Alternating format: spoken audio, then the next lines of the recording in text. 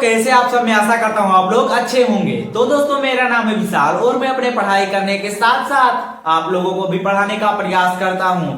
तो दोस्तों आज मैं लेकर आ चुका हूँ 2026 में आने वाला एक ऐसा मॉडल पेपर जिससे दोस्तों आप पेपर में सभी प्रश्न बनेंगे। यानी दोस्तों इस वीडियो में हम क्या करने वाले हैं, ऑब्जेक्टिव, जो कि दोस्तों हमारे बोर्ड परीक्षा में 20 नंबर के प्रश्न आते हैं ऑब्जेक्टिव से। यानी हमें उसमें केवल 4 ऑप्शन दिया रहता है दोस्तों, option A, option B, option C, option D. इस प्रकार से दोस्तों हमें 4 ऑप्शन दिए रहते हैं, उनमें से दोस्तों हमें एक भरना रहता है कुछ इस प्रकार से। तो उसी प्रकार से दोस्तों आज हम इस वीडियो में 20 नंबर पक्का करने वाले हैं ऑब्जेक्टिव के।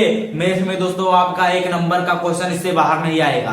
ये वीडियो बस आप देख ले, आपका 20 नंबर समझो बिल्कुल पक्का।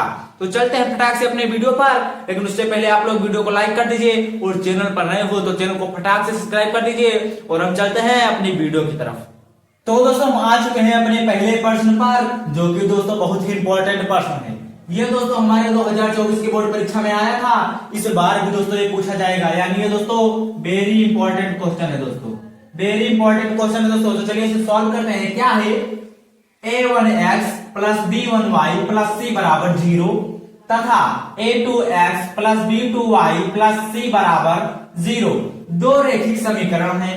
यानी दोस्तों इस सवाल में हमें दो रैखिक समीकरण दिए हुए हैं, पहला ये दूसरा ये। उसके बाद में ये कह रहा है कि यदि a1 बटे a2 बराबर b1 बटे b2 बराबर c1 बटे c2 बराबर 0 हो तो यह रेखाएं होंगी। तो चलिए दोस्तों ये तुमसे पूछ रहा है कि a1 बटे a2 बराबर b1 बटे b2 बराबर c1 बटे c2 कैसी रेखा है। तो दोस्तों इसे हम हल करते हैं, लेकिन दोस्तों मैं इसे केवल हल नहीं कराऊंगा बल्कि इनसे जितने भी सवाल बनेंगे वो सभी में हल करवा दूंगा। यानी आपको इस वीडियो में पूरा कॉन्सेप्ट देखने को मिल जाएगा। इस वीडियो में दोस्तों आपको पूरा कंसेप्ट देखने को मिलेगा, यही से दोस्तों आपका बोर्ड परीक्षा में क्वेश्चन बनेगा। तो चलिए दोस्तों पहले हम समझ लेंगे। ये दोस्तों क्या दिया हुआ है, a1 बटे a2 बराबर b1 बटे b2 बराबर c1 बटे c2 बराबर 0। ये दोस्तों हमारा पहला हो गया। अब दोस्तों ये कैसी रेखा है, तो दोस्तों जिसमें सभी a1 बटे a2 बराबर b1 बटे b2 बराबर c1 बटे c2 हो तो रेखाएं कैसी होंगी, समपाती होंगी। कैसी रेखाएं होंगी, समपाती रेखा, समपाती रेखाएं, समपाती रेखाएं। ये दोस्तों हमारा हो गया पहला। यानी दोस्तों इस सवाल का आंसर हो जाएगा ये समपाती रेखाएं। लेकिन यदि दोस्तों परीक्षा में, हमारे परीक्षा में ये ना आकर क्या आ जाए यहाँ पर a1 बटे a2 बराबर b1 बटे b2 not equal to c1 बटे c2, ये दोस्तों हमारे बोर्ड परीक्षा में आ जाए तब तो ये भी चलिए आपका भाई बता दे रहा है। ये दोस्तों है हमारा दूसरा। ये दोस्तों कैसी रेखा हो जाएगी, तो दोस्तों ये जो यहाँ पर है a1 बटे a2 बराबर b1 बटे b2 not equal to c1 बटे c2, तो दोस्तों ये हो जाएगा कि ये रेखा कैसी है, तो ये समांतर रेखाएं होंगी। कौन सी रेखाएं, समांतर रेखाएं, समांतर रेखाएं, समांतर रेखाएं। ये दोस्तों मैं आपके एक प्रश्न से दोस्तों 3 प्रश्न करवा रहा हूं। यानी यदि इसमें बोर्ड परीक्षा में इस प्रकार के क्वेश्चन बनेंगे तो आपका 100% सही जाएगा। और दोस्तों हमारा तीसरा होता है a1 बटे a2, a1 बटे a2 not equal to b1 बटे b2, ये दोस्तों होता है हमारा तीसरा। अब दोस्तों ये रेखा कैसी होगी, तो सीधी रेखा होगी। यानी ये दोस्तों कैसी रेखा होगी, तो ये प्रतिच्छेदी रेखा होगी। कैसी रेखा, प्रतिच्छेदी। ये दोस्तों हमारे 3 प्रश्न बन रहे थे, तीनों हमने करवा दिया। यानी आपको मिलता है a1 बटे a2 बराबर b1 बटे b2 बराबर c1 बटे c2 बराबर 0। तो दोस्तों ये रेखा कैसी होगी, समपाती रेखा होगी। यही दोस्तों हमसे इस प्रश्न में पूछा जा रहा था कि a1 बटे a2 बराबर b1 बटे b2 बराबर c1 बटे c2 बराबर 0 है तो रेखा कैसी होगी, तो हमारा दोस्तों समपाती। यही दोस्तों हमारा सही हो जाएगा कि रेखा कैसी होगी, समपाती होगी। और ये दोस्तों a1 बटे a2 बराबर b1 बटे b2 not equal to c1 बटे c2 है, तो दोस्तों रेखा समांतर होगी। और दोस्तों a1 बटे a2 not equal to b1 बटे b2 मिल जाए तो रेखा कैसी होगी, प्रतिच्छेदी रेखाएं होंगी। कैसी रेखाएं, प्रतिच्छेदी रेखाएं। ये दोस्तों हमारा सवाल था 1 नंबर का। अब दोस्तों ये हमारा हल होता है। अब इसके बाद में दोस्तों हम चलते हैं सवाल नंबर 2 पर। तो दोस्तों हम आ चुके हैं अपने दूसरे सवाल पर, जो कि दोस्तों मैंने यहाँ पर लिख दिया है कि 2q+2 एक डॉट डॉट डॉट है यदि q एक धन पूर्णांक संख्या है। ये भी दोस्तों बहुत ही इंपॉर्टेंट क्वेश्चन है। आज दोस्तों मैंने जितने इस वीडियो में क्वेश्चन को रखा है वो सभी दोस्तों बहुत महा इंपॉर्टेंट क्वेश्चन है दोस्तों। आप लोग उन्हें छोड़कर मत जाइएगा, क्योंकि आप बाद में पछताओगे कि काश मैंने ये पूरा वीडियो देख लिया होगा। और हाँ दोस्तों, अगर आप लोगों को ये समझ में आ रहा है तो आप लोग फटाक से वीडियो को लाइक करके वीडियो को शेयर कर दीजिए। और दोस्तों चलिए हम इसे समझते हैं। दोस्तों इनसे पूछ रहा है कि 2q+2 एक डॉट डॉट है, यानी 2q+2 कौन सी संख्या है यदि q एक धन पूर्णांक संख्या है। तो चलिए दोस्तों इसे हम हल करते हैं। हल ये दोस्तों हमारा 1 नंबर का क्वेश्चन है। तो दोस्तों जितने भी हमारी सब संख्याएं होंगी, तो दोस्तों यहाँ पर है ये जो हमारा 2q+2, ये दोस्तों हमारी कैसी संख्या है? एक सम संख्या है। कैसी संख्या है? सम संख्या। सम संख्या कैसे है दोस्तों? क्योंकि सम संख्या में दोस्तों ये जो हमारा 2q है ये भी दोस्तों एक सम संख्या है। अब क्यों सम संख्या है? क्योंकि q एक धन पूर्णांक है, तो दोस्तों इसके साथ 2 का गुणा हो गया, तो ये भी क्या बन गया? एक दोस्तों सम संख्या बन गया। उसके बाद में दोस्तों 2q+2 ये भी दोस्तों हमारा सम संख्या होगा। क्यों? क्योंकि दोस्तों ये भी सम था और सम में सम संख्या जोड़ दी गई, तो दोस्तों सम संख्या हो गया। इस प्रकार से ये जो हमारा सम संख्या है, यानी ये जो हमारा प्रश्न है, तो यहाँ पर क्या जाएगा? सम संख्या है। क्या भरा जाएगा? सम संख्या है। यहाँ पर दोस्तों जगह कम है, सम संख्या है। उसके बाद दोस्तों चलिए हम विषम संख्या भी देख लेते हैं। ये दोस्तों हमारा हो गया सम संख्या, अब समझेंगे विषम संख्या। तो चलिए फटाक से समझते हैं। तो दोस्तों जैसे माना हमने कि 2q एक सम संख्या है, 2q एक सम संख्या है। अब दोस्तों यदि हम इसमें एक घटा दें तो, यदि दोस्तों हम सम संख्या में से एक को घटा देते हैं तो कौन सी संख्या बन जाएगी? विषम संख्या बन जाएगी। जैसे 2 में 1 को घटा दिया जाएगा, 1 बचेगा, यानी विषम संख्या। उसके बाद में 4 में 1 को घटा दिया जाएगा तो कितने? 4 में 1 को घटा दिया जाएगा तो क्या बचेगा?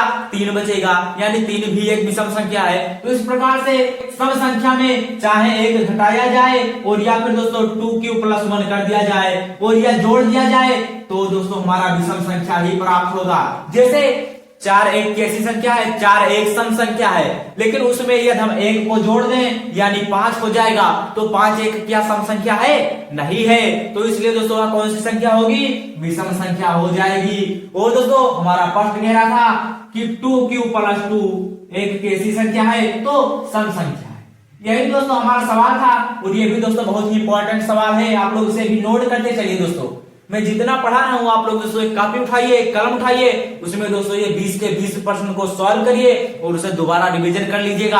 आपका 1 नंबर नहीं छूटेगा दोस्तों, ये मेरी गारंटी है। अब दोस्तों ये सवाल तो हमारा बहुत ही छोटा था, तो इसका आंसर हो जाएगा सम संख्या। अब दोस्तों हम चलते हैं सवाल नंबर किस पर? सवाल नंबर 3 पर। और दोस्तों वीडियो के लास्ट में मैं एक ऐसा सवाल बताऊंगा जो कि दोस्तों बहुत ही इंपॉर्टेंट है। आप लोग उसे बिल्कुल भी मिस मत करिएगा दोस्तों, क्योंकि वो बोर्ड परीक्षा में 100% आएगा और उसे दोस्तों मैंने सोच कर बनाया है। तो फटाक से चलेंगे उस सवाल की तरफ, लेकिन उससे पहले दोस्तों हम सवाल नंबर 3 पर चलेंगे। तो चलते हैं फटाक से सवाल पर।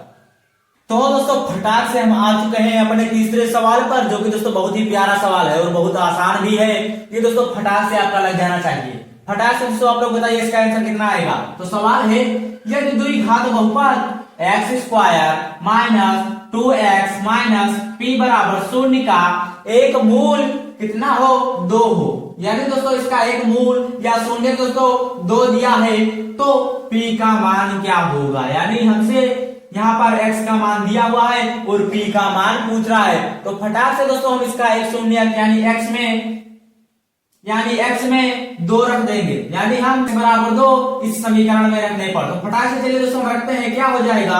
पहले दोस्तों बता लेंगे x² - 2x - p = 0।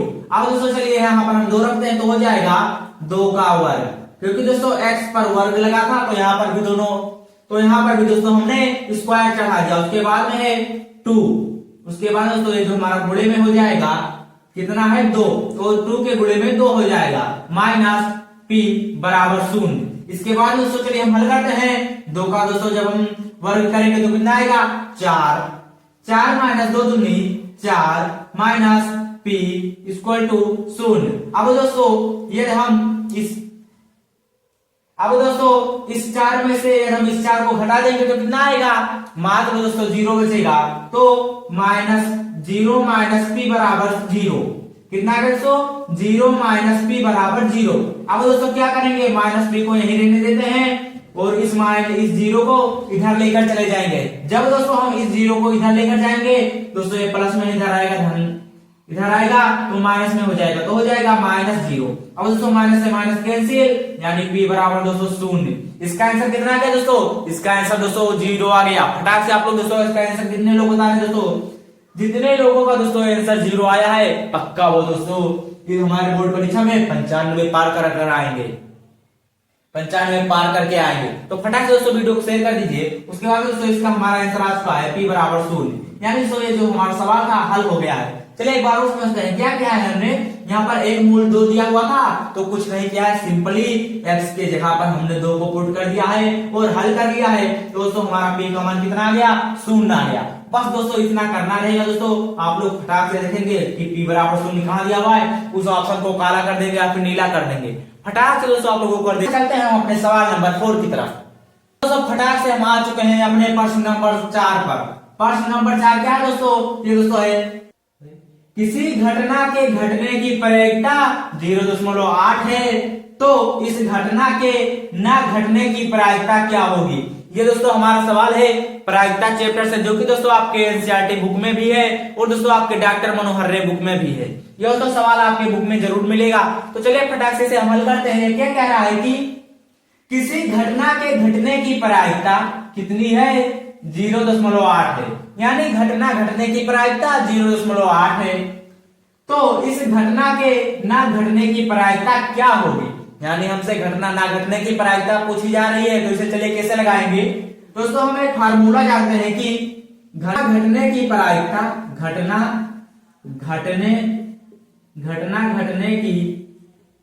घटने की प्रायिकता प्लस घटना ना घटने की प्रायिकता, घटना ना घटने की प्रायिकता, घटना ना घटने की प्रायिकता बराबर कितना होता है दोस्तों, बराबर होता है 1। दोस्तों घटना घटने की और घटना ना घटने की प्रायिकता बराबर 1 होता है। तो दोस्तों हमें घटना घटने की प्रायिकता कितनी दी हुई है, 0.8 दिया हुआ है। तो 0.8 प्लस घटना ना घटने की प्रायिकता, घटना ना घटने की प्रायिकता, घटना ना घटने की प्रायिकता, घटना ना घटने की प्रायिकता बराबर कितना होता है, 1 होता है। अब दोस्तों हमसे पूछ रहा है घटना ना घटने की प्रायिकता। तो दोस्तों ये जो हमारा 0.8 इधर था इसको दोस्तों हम ले जाएंगे, 1 से माइनस कर देंगे तो दोस्तों हमारा आ जाएगा घटना ना घटने की प्रायिकता। तो चलिए करते हैं, हो जाएगा घटना ना घटने की प्रायिकता, घटना ना घटने की प्रायिकता बराबर 1 माइनस 0.8। इतना दोस्तों आप लोग समझ गए, 1 माइनस 0.8। क्या करना है आपको, 1 से 0.8 को घटा देना है तो कितना आएगा, 0.2 आएगा। यानी घटना ना घटने की प्रायिकता होगी दोस्तों 0.2। ये दोस्तों हमारा आंसर हो गया। आप लोग दोस्तों इसे कहीं ना कहीं नोट कर लीजिएगा। दोस्तों मैं जितने भी प्रश्न करा रहा हूं सभी के सभी इंपॉर्टेंट होंगे। मैं ये नहीं कहता दोस्तों कि सेम इसी प्रकार से आपको प्रश्न मिलेगा, मैं केवल ये कह सकता हूं कि इसी कंसेप्ट पर आपको क्वेश्चन मिलेगा। यहाँ पर दोस्तों 0.8 है, वहां पर दोस्तों आपको संख्या बदल कर दी जा सकती है। इसी प्रकार से दोस्तों वहां पर संख्या बदली रहेगी, बाकी कंसेप्ट एक ही रहेगा। तो सवाल दोस्तों आप लोग सभी नोट कर लीजिएगा। इसका आंसर कितना आ गया, 0.2 आ गया। तो चलिए दोस्तों अब हम चलते हैं अपने अगले प्रश्न पर। तो दोस्तों हम आ चुके हैं अपने प्रश्न संख्या 5 पर, जो कि है दोस्तों यहाँ पर कि यदि बहुपद का आलेख x अक्ष को केवल एक बिंदु पर काटता है तब बहुपद में शून्यों की संख्या होगी। कितने बिंदु पर काटता है, केवल एक बिंदु पर। यहाँ पर दोस्तों बिंदु दिया हुआ है। तो चलिए फटाक से हम पहले आलेख बना लेते हैं। दोस्तों ये जो हमारा है बहुपद चैप्टर से है। तो दोस्तों इसे मान लिया मैंने x, इसे मान लिया y अक्ष। अब दोस्तों ये प्रश्न कह रहा है कि बहुपद का आलेख x अक्ष को केवल एक बिंदु पर काटता है, यानी ऐसे काट देता है। अब दोस्तों x बिंदु पर यानी एक्स अक्ष पर कहाँ काटा, केवल यहाँ काटा, तो कितने बिंदु हुआ, केवल एक बिंदु हुआ, यानी सिर्फ यहीं पर तो काट रहा है, तो कितना इसका शून्यक होगा, शून्यक इसका हो जाएगा दोस्तों केवल और केवल एक शून्यक होगा। कैसे, जैसे दोस्तों ये हमारा हो गया एक शून्यक। अब दोस्तों हम बात कर लेते हैं, ये दोस्तों हो गया एक्स अक्ष, ये हो गया वाई अक्ष। अब दोस्तों बात करें कैसे आ जाता, तो यहाँ पर दोस्तों हमारे एक्स अक्ष पर कितनी बार ये काट रहा है, तो यहाँ पर हो जाएगा दोस्तों एक, ये दो, तो इसका शून्य कितना हो जाता, दो हो जाता। लेकिन ये हमसे सवाल कह रहा है कि केवल एक बिंदु पर काटता है, यानी केवल और केवल एक बिंदु पर काटता है, तो इस बहुपद के शून्यकों की संख्या होगी, तो शून्यकों की संख्या कितनी होगी, मात्र एक होगी। तो दोस्तों यहाँ पर चलिए लिख लेते हैं, क्या हो जाएगा, केवल एक होगा, कितना होगा, केवल एक होगा। यहाँ पर दोस्तों इसका आंसर हो गया केवल एक होगा। आप लोग दोस्तों समझ गए, नहीं समझे तो एक बार दोबारा समझिए कि ये सवाल कह रहा है कि बहुपद का आलेख एक्स अक्ष को केवल एक बिंदु पर काटता है। हमने यहाँ पर आलेख बना दिया, फटाक से एक्स अक्ष पर एक बिंदु पर काट दिया, तो यहाँ पर कितने शून्य आए, केवल एक आए। दो बिंदु पर काटता, दो शून्य हो जाते, तीन बिंदु पर काटता, तीन शून्य हो जाते। तो इस प्रकार से दोस्तों ये सवाल हमारा हल होता है, केवल और केवल एक बिंदु पर काटेगा। अब दोस्तों हम चलते हैं अपने सवाल नंबर 6 की तरफ। लेकिन दोस्तों उससे पहले मैं आप लोगों को बता दूं कि आप लोगों का ध्यान कहां जा रहा होगा, केवल और केवल बोर्ड पर जा रहा होगा। क्यों, क्योंकि दोस्तों ये एक डिजिटल बोर्ड नहीं बल्कि ये दोस्तों एक व्हाइट बोर्ड है। आप लोग सोच रहे होंगे कि इसे छोड़ो, चलते हैं डिजिटल बोर्ड में पढ़ते हैं। दोस्तों डिजिटल बोर्ड पर पढ़ाने से कोई पढ़ाई नहीं होती है, आप दोस्तों यहीं पर समझ पाएंगे तो समझ पाएंगे। दोस्तों आप जहां पढ़ना चाहेंगे वहीं पढ़ेंगे। दोस्तों आप लोग देख सकते हैं कि आपके स्कूलों में भी कोई डिजिटल बोर्ड पर नहीं पढ़ाया जाता है, बल्कि आपको व्हाइट बोर्ड पर ही पढ़ाया जाता है। लेकिन आपको समझ में आता है तो स्कूल में आता है। उसके बाद दोस्तों ऑनलाइन पढ़ने से हमारी क्या होती है, केवल और केवल रिवीजन होती है और हमें क्वेश्चन कैसे आते हैं ये पता चल जाता है। लेकिन दोस्तों मैं आप लोगों को बिल्कुल यहाँ पर अच्छे से एक्सप्लेन करके पढ़ा रहा हूँ, इसलिए दोस्तों वीडियो को लाइक कर देना और एक शेयर जरूर कर देना। तो फटाक से करते हैं अपने क्वेश्चन नंबर 6 पर। तो दोस्तों हम आ चुके हैं अपने अगले सवाल पर, जो कि दोस्तों है कि द्विघात बहुपद में अधिकतम शून्य होते हैं, यानी द्विघात बहुपद में अधिकतम कितने शून्य होते हैं। तो आप लोग फटाक से बता देंगे, अधिकतम 2 शून्य होते हैं, क्योंकि कितने घात की बात हो रही है, द्विघात बहुपद। तो द्विघात बहुपद में मात्र द्विघात बहुपद में अधिकतम 2 शून्य होते हैं। और ये पूछ ले कि कौन कौन से शून्य हो सकते हैं, तो 0, 1, 2 ये दोस्तों हो गए हमारे पास। 0 भी शून्य हो सकता है, 1 भी हो सकता है, 2 भी हो सकता है, लेकिन यहाँ पर हमसे अधिकतम पूछा जा रहा है, तो इनमें से अधिकतम कौन सी है, हमारा 2 था। ये दोस्तों हमारा करेक्ट आंसर हो जाएगा। इसका आंसर क्या हो जाएगा, 2। यानी द्विघात बहुपद में अधिकतम शून्य होते हैं, तो कितने शून्य होते हैं, 2 शून्य होते हैं। ये दोस्तों सवाल हमारा हल होता है। अब दोस्तों फटाक से चलते हैं हम अपने सवाल नंबर 7 पर।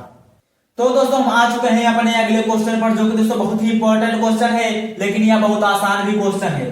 तो चलिए समझते हैं।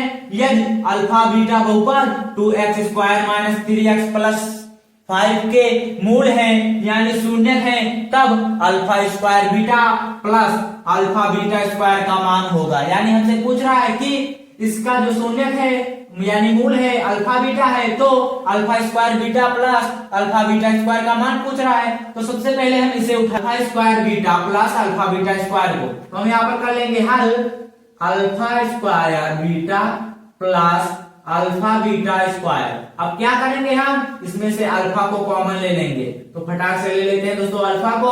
उसके बाद में हम बीटा को भी कॉमन ले लेंगे, यानी अल्फा बीटा और ब्रैकेट लगा देंगे। अब ब्रैकेट में क्या बचेगा दोस्तों, यहाँ से एक अल्फा चला आया तो एक अल्फा बच गया, और एक बीटा था, बीटा चला आया तो कुछ भी नहीं बचेगा, प्लस अब यहाँ पर दोस्तों हमारे पास क्या बचेगा, एक अल्फा था वो तो यहाँ चला आया, और जो हमारा 2 बीटा था, एक बीटा यहाँ आ गया तो यहाँ पर हो जाएगा बीटा। यानी हमारे पास बन गया अल्फा इंटू बीटा और ब्रैकेट में अल्फा प्लस बीटा।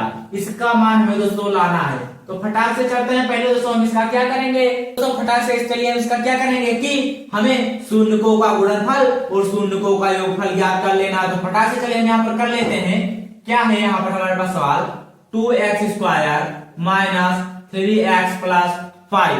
तो दोस्तों हमें सबसे पहले पता है कि अल्फा और बीटा इसके शून्य हैं। तो क्या करते हैं, यहाँ पर बन जाएगा हमारा पहला पॉइंट की शून्यकों का योगफल। क्या बनेगा, शून्यकों का योगफल, शून्यकों का योगफल। तो चलिए शून्यकों का योगफल हम कर लेते हैं दोस्तों। यहाँ पर शून्यकों का योगफल बनेगा। क्या होता है दोस्तों शून्यकों का योगफल? आप लोग क्या कर देंगे, माइनस बी बाई ए कर देंगे। लेकिन यदि आप इसे एग्जाम में करते हैं तो आपका गलत चला जाएगा। क्यों? क्योंकि दोस्तों आप लोग क्या करते हैं, यहाँ पर माइनस बी बाई ए कर देते हैं, और यदि आप उतना करेंगे तो दोस्तों यहाँ पर आपको तुलना भी करना पड़ेगा, a x square plus b x plus c से करना पड़ेगा। तो इसलिए हम तुलना ना करके सीधा यहाँ पर लिखेंगे माइनस एक्स का गुणांक कितना, माइनस एक्स का गुणांक, माइनस एक्स का गुणांक बटे एक्स स्क्वायर का गुणांक, एक्स स्क्वायर का गुणांक। तो चलिए फटाक से कर लेते हैं, क्या हो जाएगा कि, तो पहले शून्यकों का योगफल कर लेते हैं। क्या हो जाएगा कि माइनस एक्स का गुणांक, तो एक्स का गुणांक दोस्तों यहाँ पर 3 दिया हुआ है, लेकिन माइनस 3 है दोस्तों, इसके आगे माइनस लगा हुआ है, माइनस 3 दिया हुआ है, तो यहाँ पर भी माइनस था, यहाँ पर भी माइनस था, हमने से ब्रैकेट में कर दिया। अब क्या बचा, एक्स स्क्वायर का गुणांक। दोस्तों एक्स स्क्वायर का गुणांक 2 है, बटे में 2 हो जाएगा, यानी माइनस माइनस प्लस हो जाएगा, यानी 3 बटे 2 दोस्तों ये हमारा आ गया शून्यकों का योगफल। अब याद करेंगे शून्यकों का गुणनफल, शून्यकों का गुणनफल, शून्यकों का गुणनफल, यहाँ पर हम दोस्तों याद कर लेंगे शून्यकों का गुणनफल। अब दोस्तों ये क्या होता है, तो ये होता है अचर पद बटे एक्स स्क्वायर का गुणांक। क्या होता है, अचर पद, अचर पद बटे एक्स स्क्वायर का गुणांक, एक्स स्क्वायर का गुणांक यहाँ पर दोस्तों हो जाएगा अचर पद बटे एक्स स्क्वायर का गुणांक। तो चलिए फटाक से कर लेते हैं, क्या हो जाएगा अचर पद, यानी इसमें अचर पद 5 है तो हो जाएगा 5 बटे एक्स स्क्वायर का गुणांक यानी 2। तो यहाँ पर दोस्तों हमारा आ गया 3 बटे 2 और आ गया 5 बटे 2। अब ये सब, अब ये को दोस्तों हम कहा रखेंगे, इसमें रखेंगे। तो चलिए दोस्तों रख लेते हैं, ये कह रहा है अल्फा इंटू बीटा।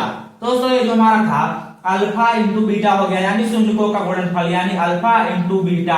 अब दोस्तों इसका मान कितना आया, तो मान आया है 5 बटे 2। तो चलिए यहाँ पर कर लेते हैं 5 बटे 2, गुणा का चिन्ह लगा है, गुणा लगा देंगे दोस्तों, यहाँ पर ब्रैकेट में, यानी ब्रैकेट खुलेगा तो गुणा हो जाएगा।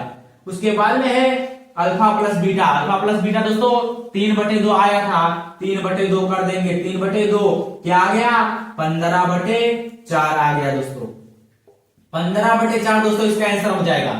कितना आया आंसर, 15 बटे 4। फटाक से दोस्तों आप लोग इसे समझ गए हैं, अगर समझ गए हैं तो वीडियो को लाइक कर दीजिए। ये दोस्तों हमारा आंसर हो जाएगा 15 बटे 4।